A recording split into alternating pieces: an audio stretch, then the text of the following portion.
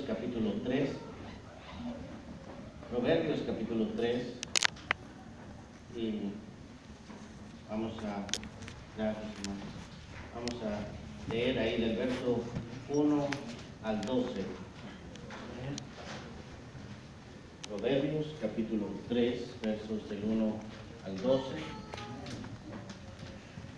Y voy a leer, hermanos, usted me sigue con su vista y así oramos todos juntos para que nuestro Dios ministre nuestra vida, prepare nuestro corazón y Él sea hablando como siempre a cada uno de nosotros. Proverbios capítulo 3, versos del 1 al 12.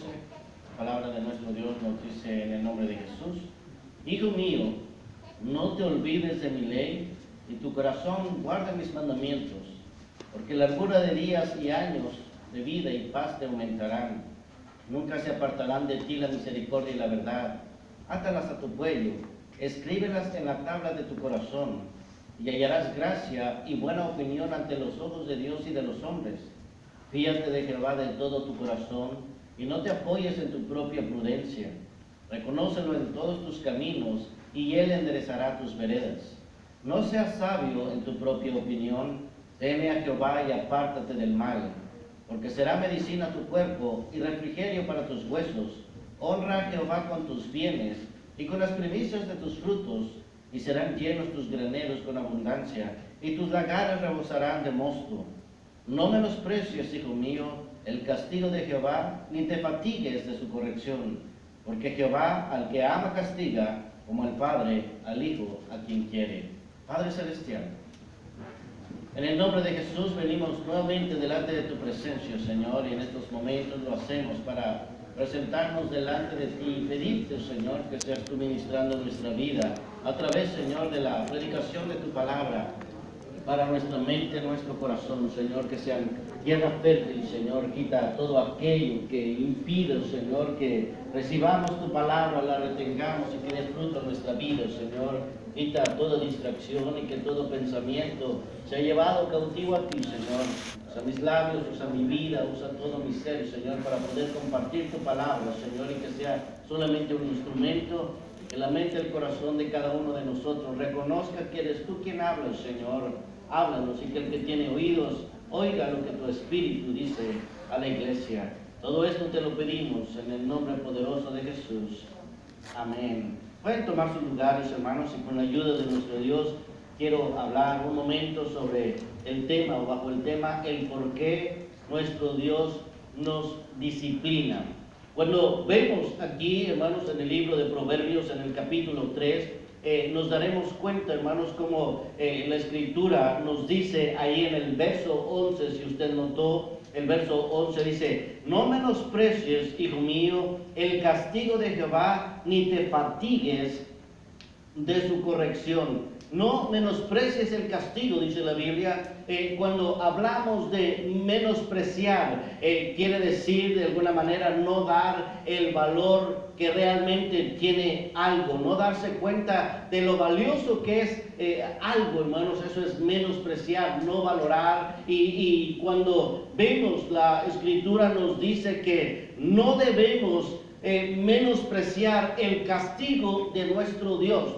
Muchas veces, hermanos, nos toca que nuestro Dios de alguna manera nos corrija, nos instruya, nos guíe y hasta ciertas ocasiones, hermanos, que venga el castigo de nuestro Dios. Y dice la Escritura que no debemos menospreciar el castigo. Normalmente cuando viene un castigo, lejos de que se valore o que se aprecie, muchas veces puede venir alguna queja, no se comprende el por qué se pasa por esa situación, pero dice la Biblia que usted y yo, que somos hijos de Dios, no debemos menospreciar el castigo de Él. También dice la Escritura: no te fatigues de su corrección, porque dice ahí en el verso 11: no menosprecies, hijo mío, el castigo de Jehová, ni te fatigues de su corrección. Muchas veces, hermanos, cuando Dios corrige, cuando Dios de alguna manera está constantemente ayudándonos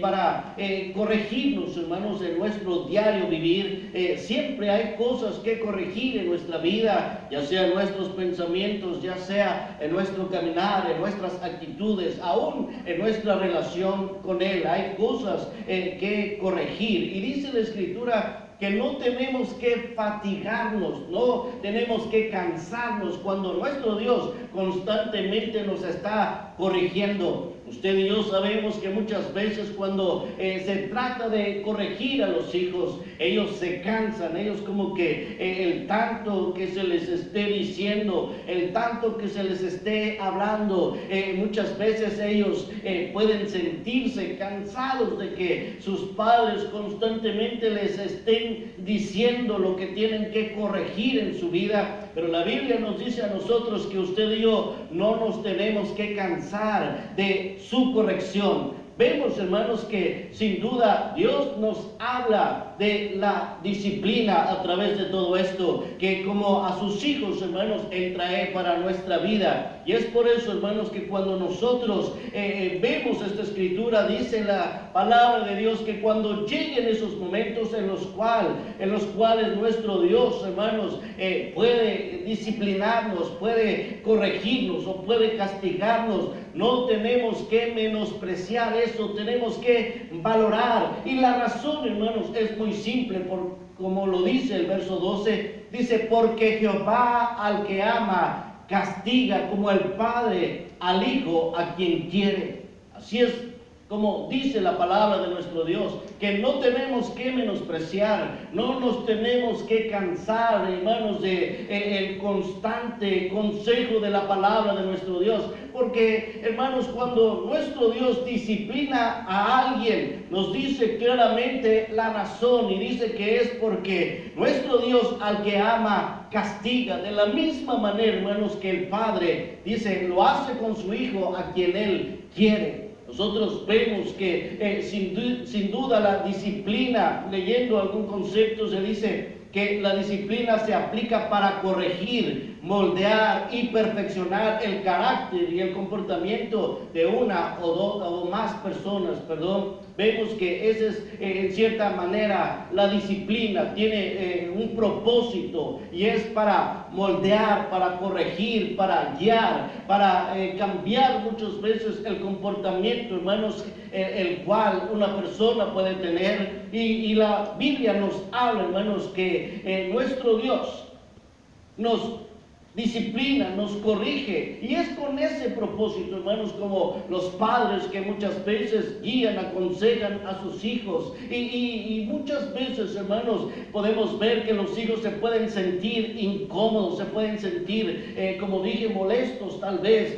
No es raro que aún en la adolescencia, hermanos, cuando se corrige a un adolescente, se corrige a alguien que es menor de edad, muchas veces, hermanos, tanto consejo, corrección o disciplina hace llevarlos a pensar, una vez que cumplan la mayoría de edad, yo me voy de esta casa, porque no les gusta la disciplina, no les gusta la corrección. Muchas veces están esperando tener la mayoría de edad para irse. Ese es el pensamiento que tienen, o que tal vez tuvimos usted y yo cuando éramos adolescentes, sin darnos cuenta, hermanos, que realmente cuando alguien nos disciplina es porque nos ama.